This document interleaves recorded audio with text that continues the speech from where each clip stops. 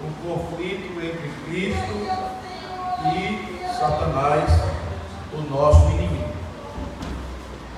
E meus amados irmãos, me chamou a atenção esse conflito porque dele nós temos algumas atitudes que devem ser tomadas no conflito. Segundo, algumas lições que nós devemos tirar da tentação. Mesmo a tentação em si,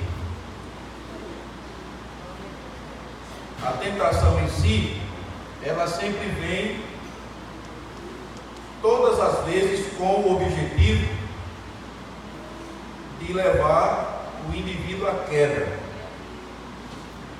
É claro que algumas passagens bíblicas, elas dizem tentação ou tentar, mas com outro sentido, que não é de destruição, mas de provação, provando. O diabo, ele não prova ninguém. O diabo, ele tenta. Quem prova é Deus. E não teve ninguém até hoje que nós encontramos na Bíblia que Deus os provou para eles caírem. Não. É porque o objetivo da provação de Deus, ela, na verdade, ela vem para nos deixar uma lição de resultados favoráveis, de resultados que eles sirvam de benefícios para a nossa vida. Homens que foram tentados e caíram na tentação, deixaram, na verdade, um marco de destruição, de queda. E, meus amados irmãos, eu quero começar observando aqui, irmãos, este texto da seguinte maneira. Em primeiro lugar, os combatentes deste conflito, que é Jesus e o diabo. Jesus, nós sabemos completamente, puramente, que Jesus é um ser real, tanto quanto o seu oponente não deixa de ser um ser real. Ele não pode ser um ser irreal, como alguns dizem, como alguns pregam. O diabo, ele é um ser real, ele existe de verdade. Em segundo lugar, o tempo do conflito. Esse tempo do conflito, quem diz é o versículo de número 1, quando ele diz, na primeira parte, então foi conduzido. Então, logo após uma experiência vivida por Jesus no Jordão, que aconteceram algumas coisas importantes. A primeira é que se deu o seu batismo. A segunda, a visão de João do Espírito Santo descendo sobre Jesus. E logo após, uma voz. E quando isto acontece, logo, como disse Marcos, imediatamente Jesus é levado pelo Espírito ao deserto. Então, foi uma sequência de acontecimentos, e algo aconteceu um após o outro. Em terceiro lugar, o propósito do conflito por parte de Satanás tentar. Incrível que foi o próprio Espírito quem o levou, quem o conduziu que aqui também tem algo muito importante a ser visto, e o conduziu. Então, o propósito, na verdade, de Satanás era tentar, era derrubar, era destruir. Mas o outro propósito era de provar. Como eu disse para a igreja naquele dia, que era sexta-feira, ninguém, nem um ser humano, ficou fora da provação, ficou fora de ser testado. Todos os seres humanos. Daí nós podemos ter certeza absoluta que Jesus tornou-se homem, e homem como nós somos, ser humano como nós somos, composto das mesmas substâncias que nós: espírito, alma e corpo. Espírito, alma e corpo. Em quarto lugar, a cena do conflito. Onde se deu esse conflito? Se deu no deserto. E no deserto, como alguns chegam a concluir, que foi um deserto cruel, onde Jesus esteve por um tempo, e este tempo foi um tempo de total conflito, guerra constante. O deserto, onde lá havia, na verdade, tudo de dificuldade, tudo dificultado. Eu estava pensando por esses dias, e quando estava analisando aqui, que nós crentes, nós não temos folga no sentido espiritual. A nossa vida é uma vida de conflito constantemente. É por isso que eu já disse e digo que o melhor lugar de nós estarmos é aqui, porque aqui nós ouvimos um hino que acalenta a nossa alma, um hino que nos anima, um hino que nos alegra, e uma palavra de Deus que nos alimenta. Lá fora nós não temos isso. E não basta, o nosso conflito não é somente lá fora, não é somente em casa. O nosso conflito é em todo o lugar, porque nós temos algo que diferencia-se de todos os outros seres, nós humanos, que nós temos a parte espiritual, e nós temos nela, na nossa alma, a natureza pecaminosa que está conosco de dia e de noite.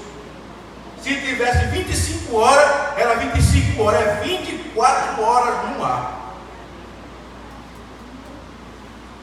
E ainda, muitas das vezes, até dormindo.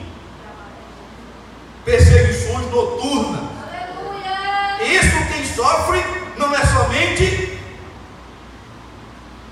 adultos, todos, adolescentes, jovens, todos, porque andam conosco de dia e de noite.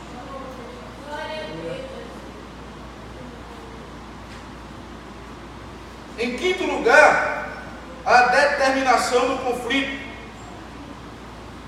Jesus foi conduzido pelo Espírito, e Marcos, ele reforça, como disse, imediatamente, ou seja, logo o Espírito Santo o impeliu para o deserto. O interessante, irmãos, que Jesus, ele foi levado, foi conduzido para o deserto, para ser tentado pelo diabo. Adão e Eva, eles foram tentados no jardim. Foram tentados no jardim. É interessante, irmãos, que não há nenhuma circunstância em que não possamos ser tentados. Podemos ser tentados tanto no deserto quanto no jardim. Não tem escape. Para onde correr, lá está. E não tem hora que a gente quer fugir, né, irmãos? Nós queremos fugir. Aqui está imprensando demais. Aqui a prensa está grande, eu vou fugir. Fuja. Porra. Irmãos, olha, pastor não é dono de crente, não, irmãos. Eu tenho juízo. Vocês não sabem o quanto custa nós estarmos lutando com Deus para estar aqui hoje à noite. E Deus me livre querer nunca chegar na minha cabeça que eu sou dono de crente. Quem é dono de crente, irmão, é quem morreu por nós. É quem deu a vida por nós. Eu prego para os irmãos consciente. Estava aqui e os presbíteros podem ouvir. Jesus, eu te agradeço porque o Senhor tem a capacidade de me perdoar quantas vezes eu precisar. E eu te louvo pelo teu perdão. Como você precisa, eu preciso também. Então, corra que vai dar certinho para você. Mas não, isso quem está assegurando não sou eu, não. Quem vê o que nós pensamos, como nós agimos, o que nós queremos, é aquele que está no céu. Nunca pense na sua vida que a igreja de Jesus está desassistida.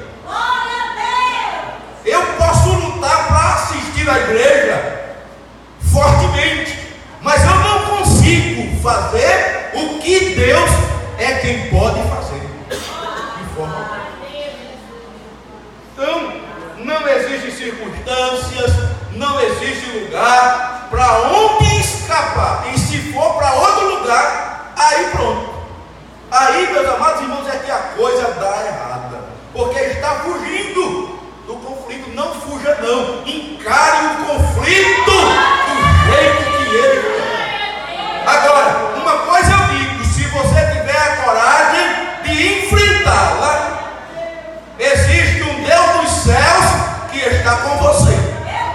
Agora, se você for daquele e daquela que deixa a congregação e vai para outros lugares porque diz assim: não está dando mais para mim, não tem o que eu quero, diga isso para o Deus que você serve. Não vá buscá-lo em outro lugar. Irmãos, quando eu aceitei a Jesus como meu Salvador, eu acreditei e continuo acreditando na palavra de Deus. Diz que a água que Jesus dá nunca, meus amados irmãos, nos dará fome de comer aquelas comidas que nós comíamos. A água que Ele deu foi uma água que saciou a minha sede. Eu estou bem, graças a Deus. Eu estou bem, graças a Deus. Eu estou aqui hoje, mas eu já estive muito tempo e ainda posso estar e devo estar sim assentado para ouvir. Porque alguém disse: aquele que não se senta para ouvir não está capacitado para falar, para ensinar, para pregar. E eu nunca senti desejo de ir buscar água em outro lugar. Irmão, se eu fizer isso, eu vou perder o que Deus ele quer fazer para mim, o que Deus ele quer falar para mim. Mas Deus não está falando. Bem, quem tem ouvido, ouça o que o Espírito Santo diz. Se você acha que falar para você é diferente do que está escrito, vá. Agora, Deus não tem compromisso com quem não tem compromisso com Ele. Aceite a vontade de Deus.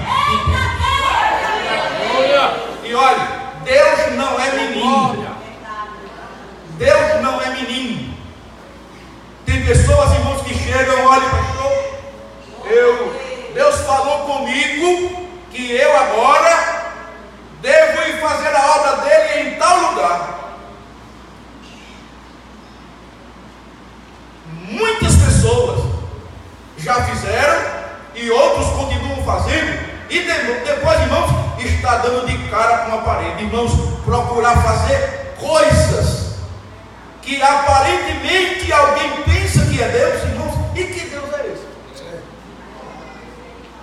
E que Deus é esse, irmãos? Que fica mudando de repente. Ora, se tem homens e tem mulheres que dizem, não, o que eu fiz e está certo. Não estou seguro e eu estou segura. Imagina Deus, irmãos. Deus não faz coisa de menino e nem faz coisa errada. Eu digo, olha, você quer ir? Você é livre. Agora diga assim, eu vou por responsabilidade minha. Não coloque responsabilidade sobre Deus não, que Ele sabe muito bem. Diga assim, olha, tenha coragem.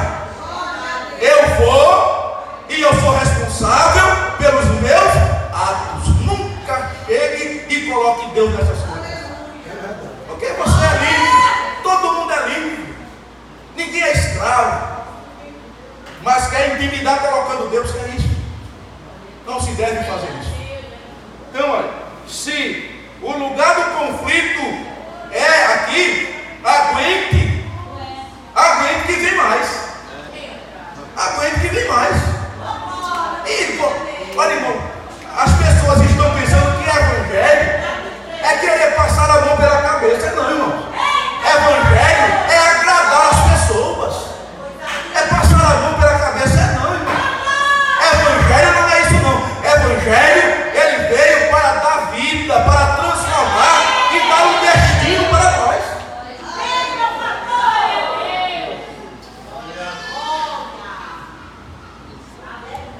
Alguém está pensando que evangelho é outra coisa. Não, é o que está escrito, irmão. E ele veio com um objetivo. O evangelho não veio para se render diante da gente, não. Ele veio para nós nos rendermos diante dele. E cristianismo não é falácia. Cristianismo não é besteira. Não. Cristianismo é coisa séria. Ah, mas a multidão, deixa a multidão. Deixa a multidão. Quando o dilúvio veio, o povo todinho daquela região, daquela sociedade, não acreditaram.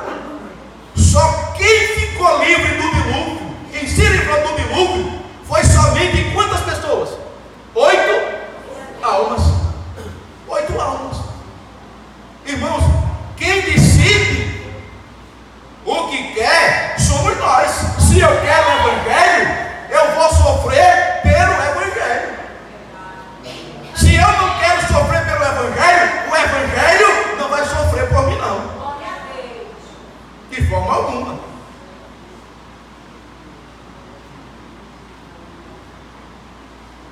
Em sexto lugar, a duração do conflito de Jesus. Diz que 39 dias Jesus enfrentou vários tipos de tentações. Vários tipos de tentações. Mas no 40º dia, 3 específicas. Mas foram 40 dias de tentações cruéis. E Jesus, sem se alimentar,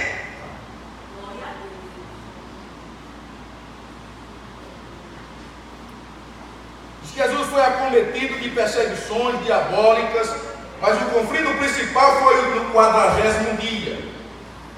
O que fazemos durante os 39 dias determinará a nossa vitória ou a nossa derrota no 40º dia. E por que muitas das vezes nós caímos? Porque muitas das vezes nós caímos, nós nos enfraquecemos. É porque 39 dias nós não ligamos para nada. Nós não nos interessamos em nada. Quando chega o 40º dia, aí desmantela tudo, irmão. Jesus, ele passou brincadeira, era orando, era em jejum, era se dedicando a Deus, era entregando a sua vida para Deus. A luta espremendo, a luta grande, o massacrando. Mas no 40º dia, um alívio, 3 tentações perigosíssimas, específicas. Alívio, coisa nenhuma. Como disse, irmãos, nós não devemos escolher um cristianismo que passe somente a mão pela nossa cabeça, não.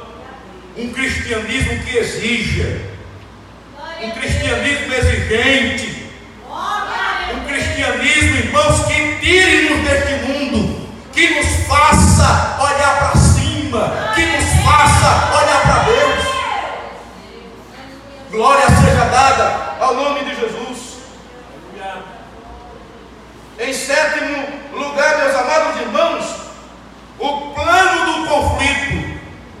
Somente a carta aos Hebreus é quem nos revela isso, no capítulo 4 e versículo 15, que diz: porque não temos um sumo sacerdote que não possa compadecer-se das nossas fraquezas, porém um que como nós, como eu e como você, em tudo foi tentado, mas sem pecado.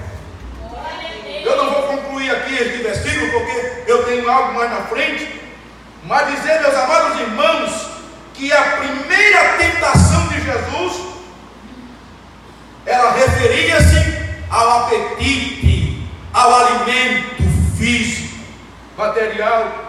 A segunda, a aventura. E a terceira, a ambição. E nós sofremos isso aqui, irmão, constantemente. Em 8º lugar, o êxito do conflito. Jesus venceu os nossos próprios conflitos com o mal, resultam em vitórias, resultam em derrotas, ou resultam em indecisões. Jesus venceu em nós. E os nossos próprios conflitos com o mal, eles resultam em vitórias? Pense. Em derrotas ou em decisões? Isso aqui é constante. Isso aqui não é uma coisa nova. Mas se você e eu caímos até hoje, só caímos, nenhuma vitória, só derrotas, só indecisões, com esta palavra escrita aqui, nós podemos mudar esse quadro. Porque Jesus não venceu como Deus. Jesus venceu como eu e você. Ele não fez nada para nós, ou não exigiu nada de nós, que Ele mesmo não tenha vindo a fazer, ou não tenha feito, dando-nos o entendimento que nós também podemos fazer. É difícil ser cristão, mas a condição de Cristo em nós nos favorece a sermos. Ele nos condicionou para isso. Você talvez se ache o mais fraquinho ou a mais fraquinha, mas a graça de Deus que veio para mim, esta mesma graça veio para você. Se você diz, mas o meu irmão vence, porque o meu irmão é mais importante do que eu, coisa nenhuma. O Deus que nós servimos, Ele não faz acepção de pessoa. O mesmo valor que aquele tem, você também tem. Você também tem.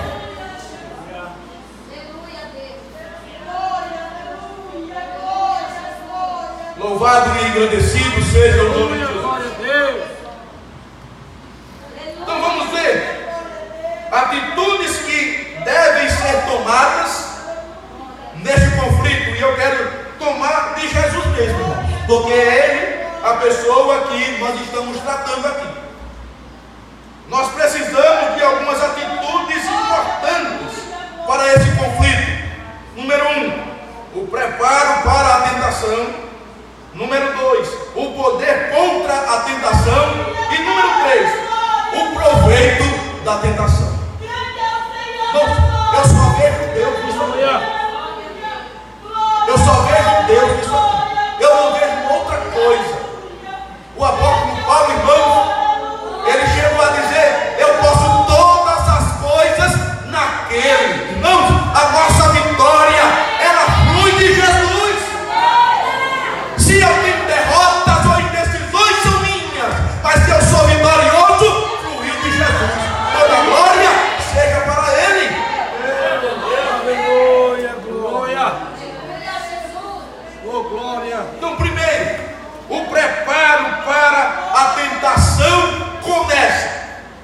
Primeiro, por não negligenciar nenhum dever. Glória seja dada ao nome de Jesus. Irmãos, o preparo para a tentação começa, em primeiro lugar, por não negligenciar nenhum dever. Eu vou colocar a pessoa certa, Jesus. Irmãos, Jesus não negligenciou nenhum dever. E por esta razão é que Jesus, ele foi vitorioso, ele triunfou. Se Jesus tivesse negligenciado alguma coisa, meus amados irmãos, podem acreditar que não existia nem a Bíblia mais, nem existia a gente. Se Jesus tivesse negligenciado, irmãos, nós não estaríamos aqui. Nós não estaríamos aqui. Mas eu disse para os irmãos: tenha certeza disso. Surge na nossa mente, porque nós somos limitados. E se Jesus não tivesse vencido aquele conflito, irmãos, no calendário de Deus, no projeto de Deus, não existia essa ideia de ele não vencer o conflito.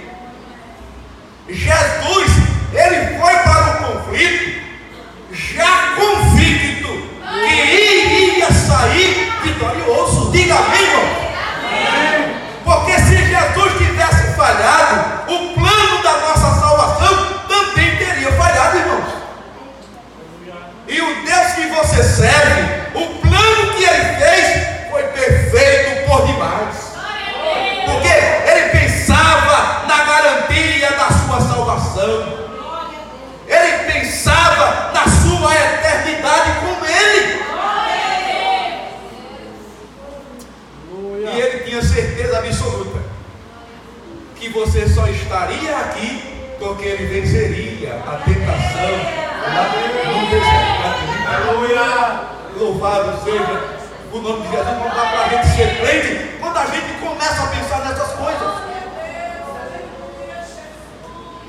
Ele sabia que você estaria aqui.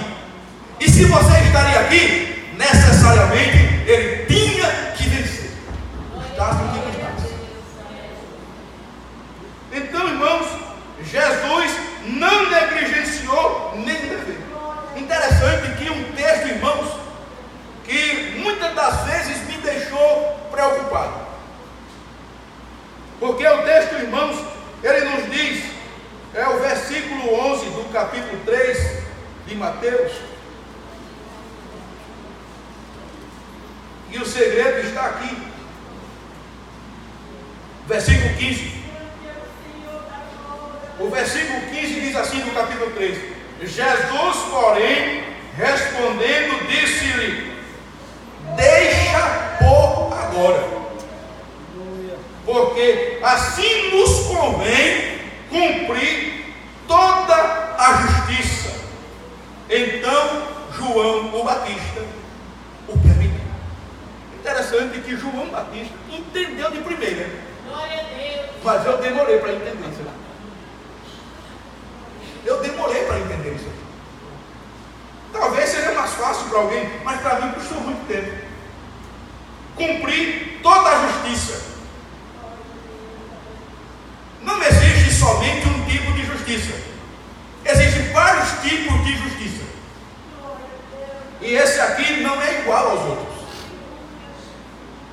Na verdade, esse tipo de justiça aqui é diferente. Diz que o batismo de João significava o batismo do arrependimento. Como o próprio João, o Batista, ele disse: eu vos batizo com água para arrependimento. No capítulo 3 e o versículo 11. Para arrependimento. Contudo, Jesus não tinha motivos para se arrepender de nada. Então, por que Jesus foi batizado? Jesus foi batizado para quê? Jesus foi batizado para se igualar a nós. Afinal de contas, o Verbo se fez carne, Deus se encarnou. Jesus, irmãos, foi batizado para se igualar a nós.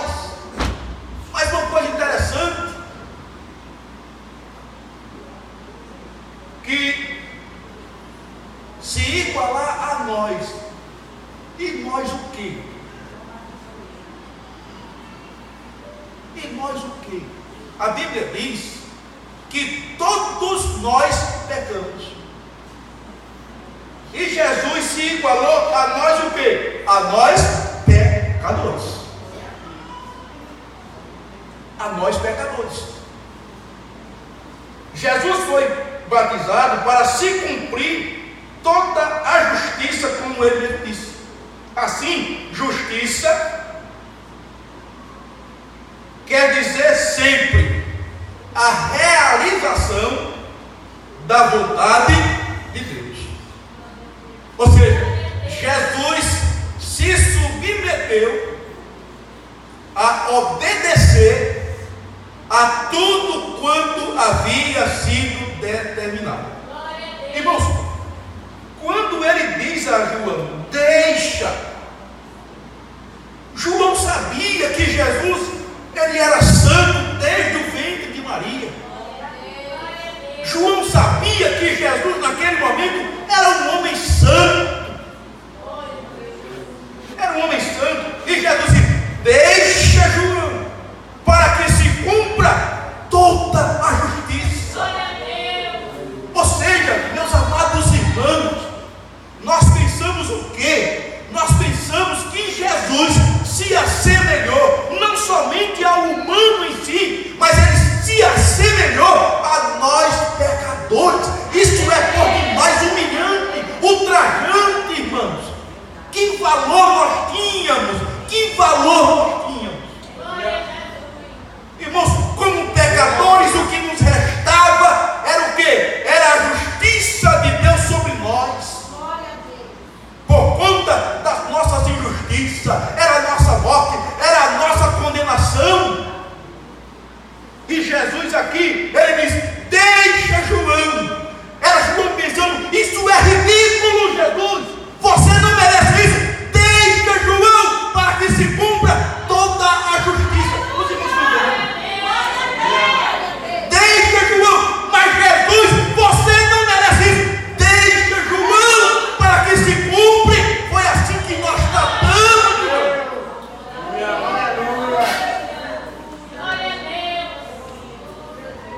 É incrível Deus fazer isso, irmão. É incrível. É por isso que a Bíblia diz, o mistério, irmãos, esse mistério da piedade de Deus é incompreendido. É incompreendido. Oh, irmãos, permita-me dizer, esse tempo que nós vivemos aqui é um tempo que nós, muitas das vezes, nós somos ingratos para com Deus. Porque, irmãos, hoje nós já somos menos criticados, mas nós já fomos mais criticados, porque nossos cultos eram mais diferentes. Nossos cultos eles eram mais pentecostais, sim ou não? Nossos cultos eram mais pentecostais. Irmãos, quando nós nos lembramos que aquela pecadora ela foi criticada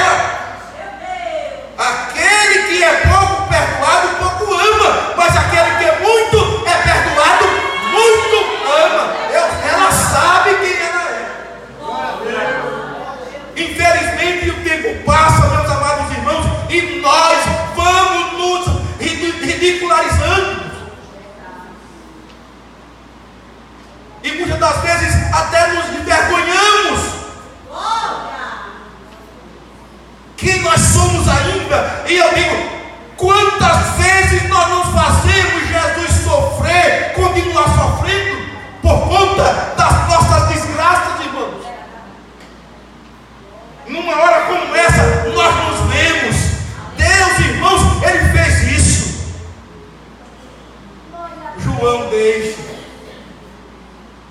deixa, João, para que se cumpra. Eu me submeterei a toda a vontade. Isso aqui é algo vergonhoso, João, eu sei, mas eu vim para isso. Ele não veio olhar para aquilo, ele viu você, ele viu nós, ele viu uma humanidade se perdendo, e para não se perder, ele se assemelhou a nós. Interessante, irmãos. Segundo William Hendricks, é um exegeta muito bom, eu admiro. Ele diz o seguinte: a resposta é que, acima de tudo, ele tinha pecado. Permita-me, segure-se, viu, gente? Por gentileza, muito cuidado aqui. Precisamos entender a linha de raciocínio dele. Ele diz: a resposta é que, acima de tudo, ele tinha pecado. Ele não pecou, ele tinha sobre si pecado. Ele não pecou, mas ele se assemelhou tanto para resolver a nossa causa, que ele tinha pecado sobre. E que pecado era esse? Eram os nossos pecados. Olha o que é que Deus revela a Isaías no capítulo 53 e o versículo de número 6. Todos nós, eu e você, todos nós andávamos desgarrados como ovelhas. Irmão, interessante que a ovelha se desgarra. Eu pensava que não, irmãos, mas o texto diz que ela tem essa vulnerabilidade, ela é vulnerável. É por isso que precisa dizer: não saia da presença de Deus, aguente mais um pouco, lute pelas suas convicções aqui, não deixe o seu lugar, não se desgarre, porque o Senhor que você serve, Ele cuida bem de você. Glória a Deus. Olha, irmãos, todos nós andávamos desgarrados como ovelhas, cada um se desviava pelo seu caminho. Toda janela que grita: Deus, estou lá. Cuidado, não é assim não. É não. Se desviava cada um pelo seu, mas o Senhor, olha, o Senhor Deus fez cair sobre ele quem? Jesus, a iniquidade de nós todos. Então Jesus, ele tinha sobre si os nossos pecados. Ele recebeu os nossos pecados. Isso se cumpriria onde? Onde isso foi se cumprir? Se cumprir no batismo. É interessante, irmãos, eu vou adiantar aqui uma coisa assim que eu achei interessante, que diz que Jesus tinha vindo para ser batizado, porque essa seria a maneira mais adequada que ele obedecesse a Deus em todos os aspectos da vida. Jesus não precisava admitir algum pecado de forma alguma. Ele jamais havia pecado. Existem várias referências aqui, eu não vou citá-la por conta do tempo, mas Jesus, ele foi batizado em primeiro lugar para confessar o pecado em nome da nação. Não foi dele. Daniel foi um homem santo na sua geração, foi um dos homens santos que viveu naquela época, que a Bíblia diz que se só ficasse Jó, Daniel e quem foi mais? Jó, Daniel e outro homem, outra personagem que me esqueço agora, disse que se eles três vivessem naquela geração, nem eles mesmos poderiam resolver o problema. Mas homens que não se contaminaram. E ele, irmão Daniel, ele fez uma oração pela nação de Israel, e ele colocou-se no meio. Aqui já era Deus se revelando para quem? Para o verdadeiro Messias. Então Jesus, no batismo nas águas, Jesus se identificou conosco, fazendo o quê? Confessando o pecado de todos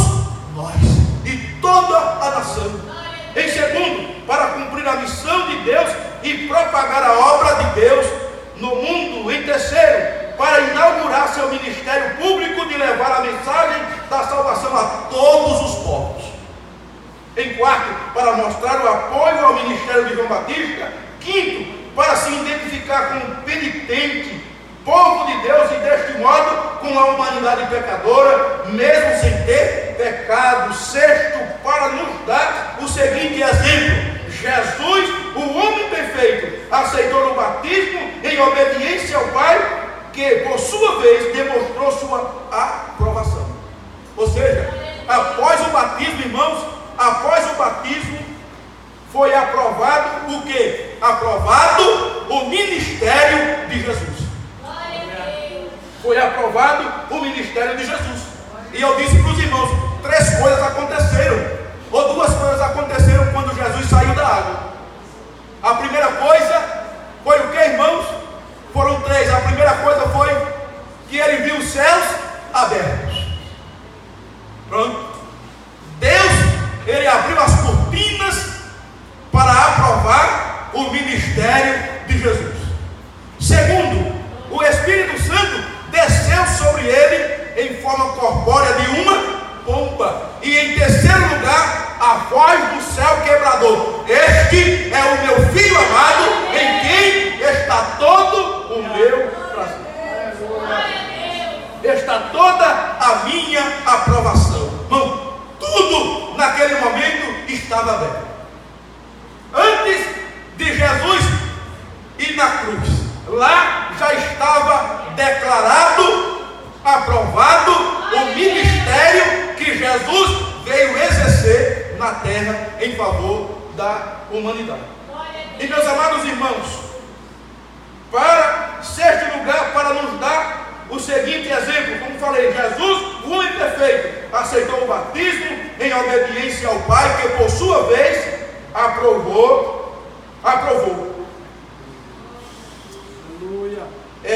Também nessa manifestação que nós vemos, Deus na verdade estava fazendo o quê? Fazendo com que todos, também naquele momento através de João Batista,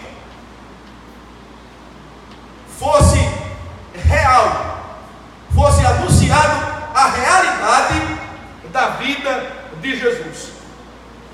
Então, outra coisa, por um afastamento de Jesus, ou seja, pode ser mesmo o próprio deserto, ou seja, Jesus, quando ele sai de lá e vai para e se afasta, esse afastamento, irmãos, nem todas as vezes é aquele que agrada aos nossos olhos.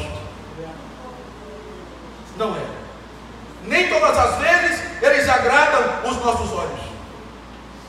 Diz que esse afastamento, irmãos, de Jesus foi exatamente no próprio deserto. Mas diz que lá Jesus, ele provou os recursos de Deus para a sua vida. E meus queridos e amados irmãos, não será diferente com nenhum de nós. Se eu quero concluir aqui, porque já é 9 horas, meus amados irmãos, eu quero convidá-los a ficarem em pé e dizer que Jesus, irmãos, ele enfrentou, e Jesus tomou atitudes que deixou como exemplo para mim e para você. Nós vivemos, irmãos, esses conflitos constantemente. Não é coisa nova, é algo existente. O crente, irmãos, em Cristo Jesus, não pode ter medo dessas coisas, porque ele, em Cristo Jesus, foi chamado para enfrentar o mundo todo. O mundo todo vem sobre nós, com todas as cargas, com tudo que eles têm, mas nós, em Cristo Jesus, meus amados irmãos, nós podemos ficar de pé. E está certo que assim como Deus permitiu que Jesus fosse levado para o deserto, mas que lá ele pudesse ouvir, antes de ir, a voz de Deus aprovando o seu ministério, e escutar de voz de Deus que todo o seu prazer estava sobre ele. Ter certeza, todo o prazer de Deus estava sobre ele. E eu tomo isso para nós. Nós vivemos hoje aqui, mas como disse, Deus nos condicionou, nos capacitou, irmãos, para vivermos hoje aqui. Louvado seja Deus. Mas, irmãos, também nos condicionou a nós darmos prazer a Ele. Muitas das vezes, em vez de prazer, irmãos, nós trazemos tristeza para Deus. Deixamos Deus triste, mas que com a sua graça nós possamos correr para Ele. Tiago disse: chegai-vos a Deus, e Ele se chegará a vós. A atitude primeira linha. Quem quer ouvir Deus dizer assim: este é o meu filho amado, esta é a minha filha amada, em que está todo o meu prazer. Eu quero que Deus diga isso para mim. Eu quero que Deus diga isso para você. Estes são os meus filhos amados, em quem está todo o meu prazer, em quem está toda a minha alegria, em quem está toda a minha satisfação. Irmãos, o pai, quando disse aquilo ali, ele disse com alguém que estava se assemelhando a quem, meus amados irmãos? A nós, a mim e a você. Que ele possa ser agradado, você ser alegre, ser satisfeito com a vida que eu estou vivendo, com a vida que você está vivendo. Amém, irmãos? Amém. Amém, meus amados irmãos? Amém.